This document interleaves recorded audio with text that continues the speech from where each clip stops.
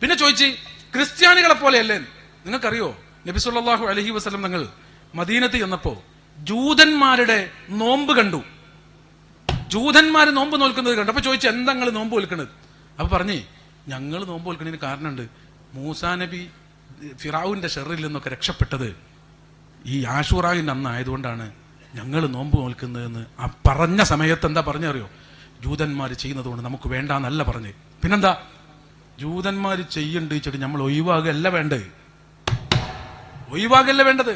മൂസാ നബിയെ കൊണ്ട് ഞങ്ങൾ ഇതാ സന്തോഷിക്കുന്നു, നോമ്പ് നോൽക്കുന്നു എന്ന് പറഞ്ഞപ്പോ റസൂലുള്ളാഹി തങ്ങൾ പറഞ്ഞെന്താ അറിയോ?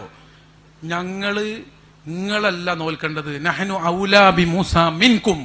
മൂസാ നബി ഞങ്ങളായിട്ടല്ലേ ചങ്ങായിമാരെ ഏറ്റവും കൂടുതൽ ബന്ധം.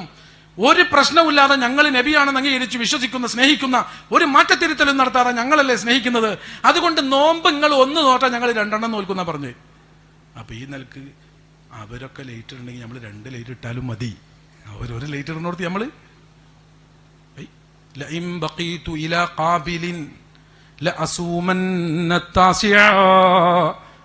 ജൂതന്മാര് ഒരു നോമ്പ് നോറ്റുകൊണ്ട് മൂസാ നബി രക്ഷപ്പെട്ടതിന്റെ നന്ദി പ്രകടിപ്പിക്കുന്നത് കണ്ട നേരത്ത് മുത്തുനബി പറഞ്ഞത്, നിങ്ങളല്ല മൂസാ നബിക്ക് വേണ്ടി നോമ്പ് നോൽക്കേണ്ടത്, ഞങ്ങളാണ്.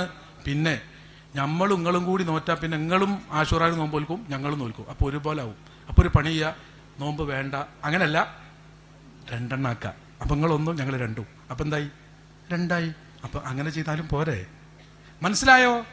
അപ്പോൾ മഹാന്മാരുടെ ആദരവും ബഹുമാനവും മുത്തുനബിയുടെ മദഹും നമ്മൾ ചെയ്യുമ്പോൾ ആരെങ്കിലുമൊക്കെ അതുണ്ട് തന്നെ. ബിരിയാണി അമ്പലത്തിലും ചർച്ചുകളിലൊക്കെ നല്ല ബിരിയാണി വിളമ്പാറുണ്ട്.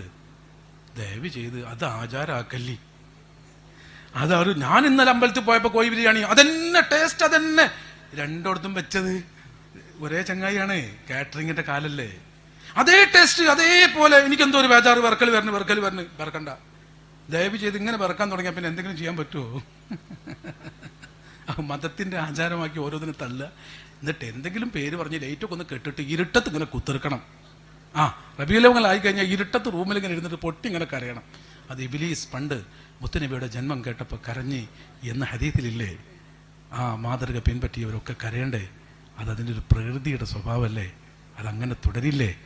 അവരാ പാട്ടിന് പോട്ടെ. നമുക്ക് യാ റസൂലല്ലാഹ്